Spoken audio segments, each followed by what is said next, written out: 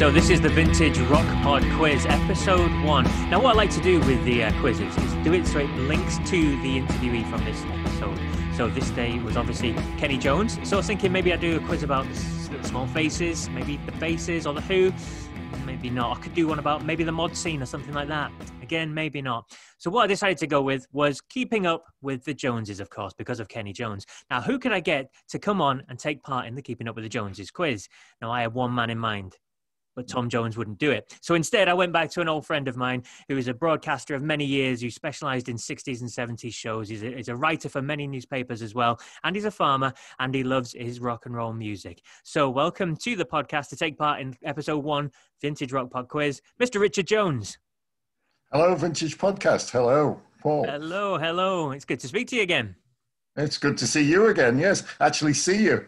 Yes, indeed. Yeah, strange times and all that. Yeah. Before we get going, though, this is a Keeping Up with the Joneses quiz, so it's a good place to start. You actually went down to Wales, didn't you, a number of years ago for a massive Jones convention? Oh, yes. I'm a world record holder, or was at the time. I'm not sure whether it's been surpassed since, but the most number of Joneses in one place at one time.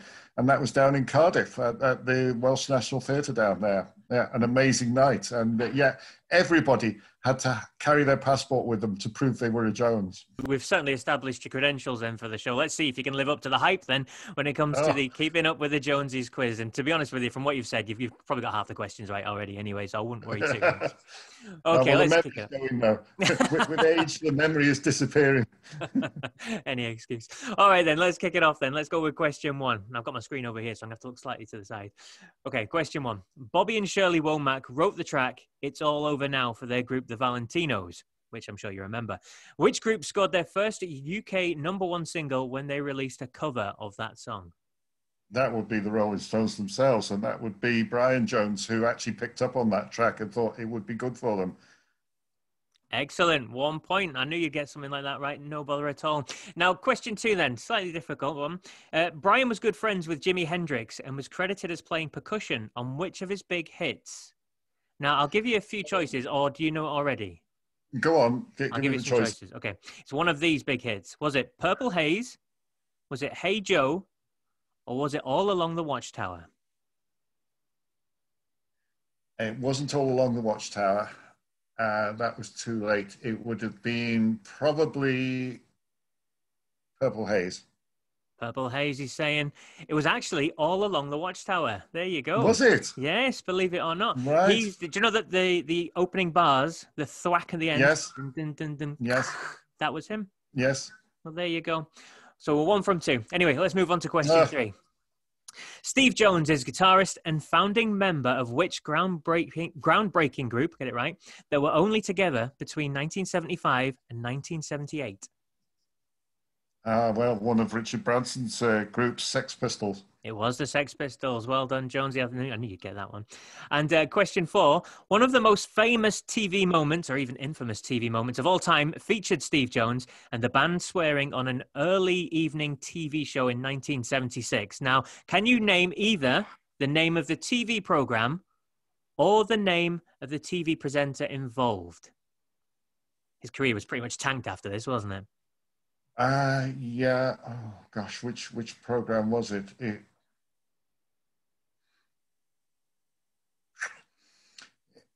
wasn't Ready, Steady, Go, because that finished by then, I think. Well, it wouldn't be Top of the Pops, no? No, it wasn't Top of the Pops, I'm afraid. No. No, the answer is Today on Thames, and the TV presenter was Bill Grundy. Yes, I remember seeing a clip of that not so long ago. So, yes, and the Sex Pistols weren't actually meant to be on that show, were they? It was meant to be Queen, but they dropped out at the last minute. So there you go. That's right. It's, in fact, you can still find that on YouTube somewhere if you dig hard enough. And it's well worth looking out as well, to be honest with you. Yeah. Question 5 then, you're 2 from 4. David Robert Jones is the real name of which global superstar that had 11 #1 albums and 5 #1 singles in the UK? That's David Jones. Bowie. That is David Bowie, of course it is. Well done. And question 6, when Bowie launched his alter ego Ziggy Stardust in 1972, what was the name of his backing band?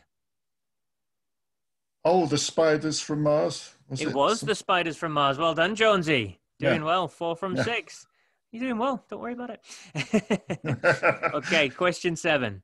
Paul Jones is a famous radio presenter because he presented the Blues Show on Radio 2 for 32 years. But before all that, he was lead singer with which 60s band? Manfred Mann. It was Manfred Mann. Well done, Jonesy. Question Yeah. 8. Manfred Mann had 3 #1 singles in the UK. Can you name one of them? #1 single from Manfred Mann. What about Pretty Flamingo?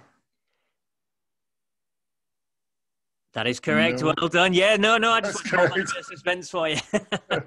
No, that's It's the absolutely tension. It's the tension. Yeah. This black chair is getting to me. The spotlight on your face. There you go. Yeah, Do Wah Diddy was #1, Pretty Flamingo, and then they later had a #1 with Mighty Quinn. That was after Paul Jones left the band. Anyway. Yeah. Let's move on to question 9. You're 6 from 8 so far. The Clash had a huge hit in the 80s and 90s with the single Should I Stay or Should I Go? Joe Strummer sang the majority of their songs, didn't he? But what was the name of the band's guitarist who sang lead vocals on this track? Mick Jones. It was Mick Jones. Well done. This is a strong showing from you, Jonesy. I didn't expect anything less.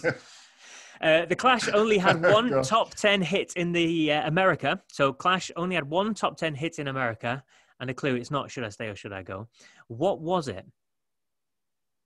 Oh, gosh, no. It's getting away from me a bit. Punk wasn't my thing. But, oh, no. I'd have to pass on that one. Another extra clue for you. It was heavily played on MTV. Oh, gosh, that must have been in the early days of MTV. So that would be 79, was it? Can't help you any further. Throw out a Clash fan. No, I'm still struggling. Not a Clash fan. Not a Clash fan. It was Rock the Casbah. Reached number 8, 1982. There you go. Of course. So that's 3 wrong. So 7 from 10. Okay. Let's crack on then to question 11. Legendary group Led Zeppelin consisted of Robert Plant, Jimmy Page, John Bonham, and who? John Paul Jones. It was John Paul Jones. And do you know his name is not actually Jones? Did you know that? I knew that. John Paul Jones is he's actually he shares a name with me. He's John Richard somebody. John Richard, is it something like what? It begins with a B, but I've gone. Yeah, you're true. It's anyway, a bonus point. It was John Richard Baldwin, but we'll forget about that one. Don't worry about it. Yeah. I knew he shared my name. Excellent. You're 8 from 11 then. So let's crack on number 12. Despite being one of the biggest selling bands of all time, Led Zeppelin only released one single in the UK, and it was in 1997, long after the band kind of disbanded. What was the song? Was that Stairway to Heaven? It wasn't Stairway to Heaven. It was Whole Lotta Love. Whole Lotta Love. Oh. Yes, they released a lot of songs in America and other places, but just not in the UK. Yeah, I thought it was like a single back in the 70s, but no. Right, okay. There we Obviously go. not. That's all right. Don't worry. 8 from 12. It's not bad. It's good. It's good. Question 13. Which British-American group consisted of lead singer Lou Gramm and guitarist Mick Jones and had massive multi-platinum selling albums in the 80s, likes of Agent Provocateur and Four? Oh, now you got me. You're moving into the 80s. Just say the question again. Which British-American group consisted of lead singer Lou Gramm and guitarist Mick Jones and had massive multi-platinum selling albums here in the UK and in the US with 80s albums like Agent Provocateur and Four? No, you got me with that one. No. Okay, the answer is Foreigner. Oh, Foreigner. God, gee whiz, yes, of course. Yeah, Mick Jones is from Portsmouth. There you go. So question 14. Oh, right. Yeah, do you know that? Yeah. 8 from 13 so far. Question 14. What was the name of Foreigner's huge single which went to number 1 in the UK, US, and many other countries and featured the New Jersey Mass Choir?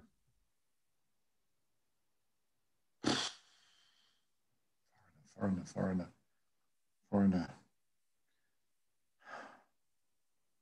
We're kind of moving away from your decades now. You obviously specialise in the 60s and 70s. You're moving right out of my decades, but I don't know what love is. Something like that. Oh, so close. Have a think. What is love? No, it isn't. What is love? Oh gosh, I can hear it in my head going around. Do you know what? This is where I'm going to be kind. You were close enough the first time. I want to know what love is.